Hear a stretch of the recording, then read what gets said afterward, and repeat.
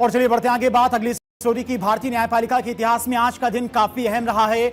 मौका था supreme court bar association के पहले नेशनल कॉन्फ्रेंस का, जहां एक ही छत के नीचे न्याय के सबसे बड़े पैरोकार और ध्वजवाहक एकजुट हुए। इस ऐतिहासिक अवसर पर देश के चीफ जस्टिस सूर्यकांत समेत देश की सर्वोच्च अदालत के कई दिग्गज न्यायाधीश मौजूद रहे। इस मौके पर सीजेआई सूर्यकांत ने कहा कि संवैधानिक ढांचे के भीतर की समानता की बात उनके द्वारा कही गई सुनी।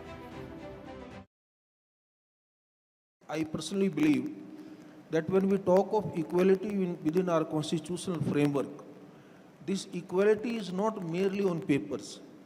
So the equality has to be translated into the lived experiences. And for that, we have to take the initiatives at different levels. What has happened is that nowadays, 2-3 things are very encouraging. One is that when you go to the national law universities, the national law schools, even our conventional universities where the law departments are there, it's very encouraging to see that more than 50% students are our girl students.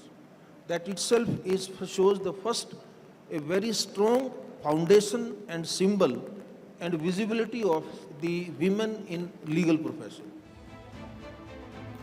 दरअसल इसका आयोजन बेंगलुरु में किया गया।